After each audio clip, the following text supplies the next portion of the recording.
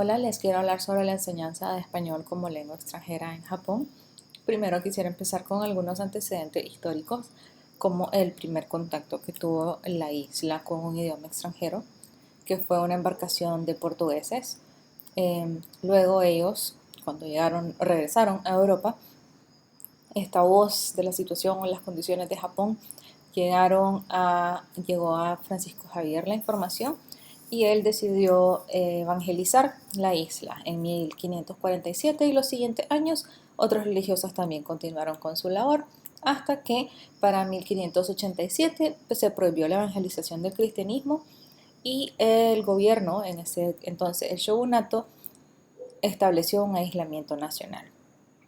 Luego, con la restauración Meiji, se reanudaron relaciones internacionales y con esto se crearon legaciones en áreas de habla hispana, como Madrid, México, Filipinas, incluso y las Islas Catalinas. Para 1898 ya la fuerza que tenía España en dichas islas a nivel comercial se había disminuido, pero el interés en el idioma español no se disminuyó en el país debido a dos fechas claves de inmigración hacia Latinoamérica.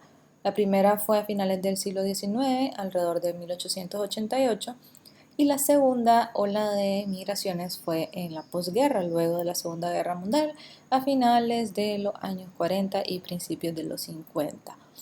Los japoneses emigraron a Argentina, Colombia, Paraguay, Perú, Brasil y República Dominicana. Ahora los antecedentes del estudio del español. El primer centro donde se estudiaba español se fundó en 1873 y las técnicas de estudio eran memorización principalmente y el método Cortina, que implica una interlengua para poder estudiar o aprender la lengua meta, en este caso era el inglés, la interlengua. Luego ya podían para 1920 estudiar como carrera el español. Lamentablemente vino la Segunda Guerra Mundial y la situación para la enseñanza de lenguas extranjeras fue muy caótica. No habían edificios, habían sido bombardeados, se tenía que rentar local e insumos para poder enseñar, pero para 1960 ya el país entró en una fase de apertura al exterior y eso nos lleva a datos más actuales de los centros de estudio.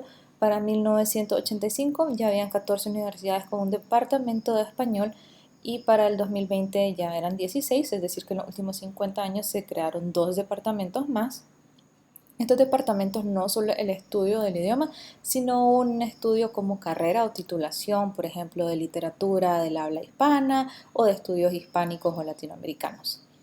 Para el 2000 ya habían 105 centros privados que enseñaban español y para el 2019 228 universidades ofrecían el estudio del español como lengua extranjera. Sin embargo, en cuanto a estudios preuniversitarios, la presencia es más débil. En la primaria solo se estudia español, ninguna otra lengua extranjera.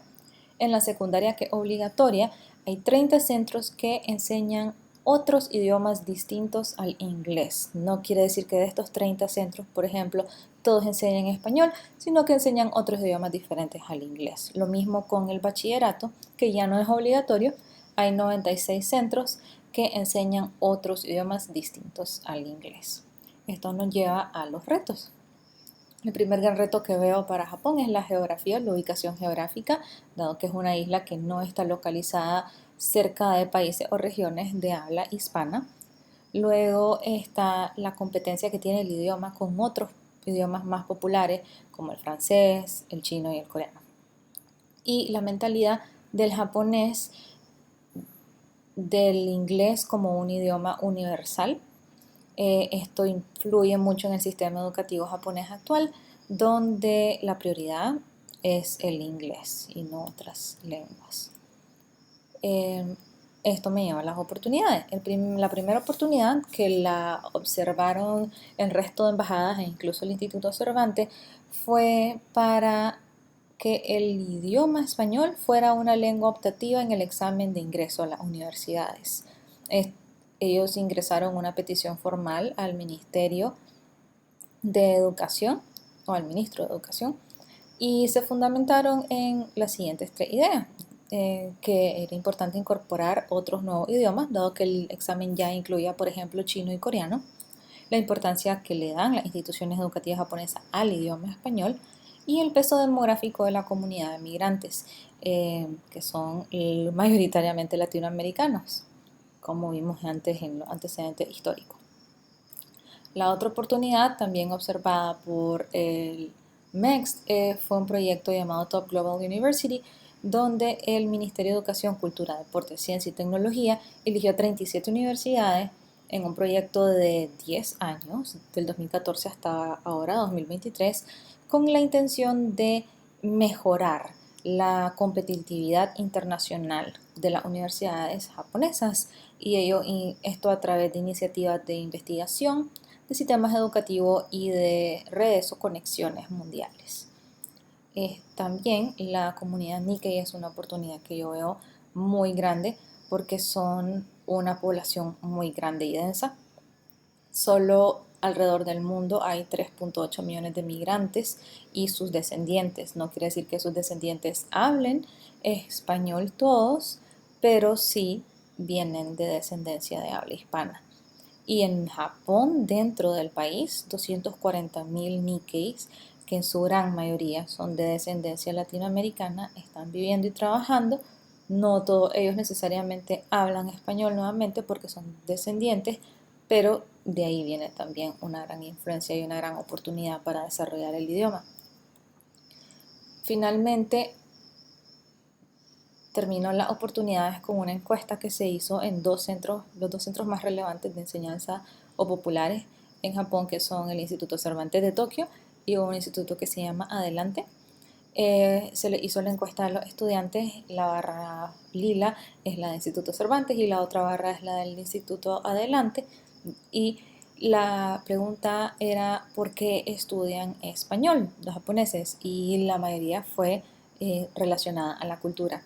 Entonces, siendo la cultura algo tan importante, pienso que podemos sacar lo mejor de ella para seguir el camino de desarrollar la enseñanza a través de ella, cosa que el Instituto Cervantes de Tokio ha hecho. Hay algo llamado el Día del Español o Supengo no Hi, y es un día que es como un festival cultural de todas las embajadas, no solamente del Instituto Cervantes de España. Y también ellos organizan varios homenajes o eventos de literatura o culturales durante todo el año. Por ejemplo, han hecho de escritores argentinos, colombianos y también nicaragüenses.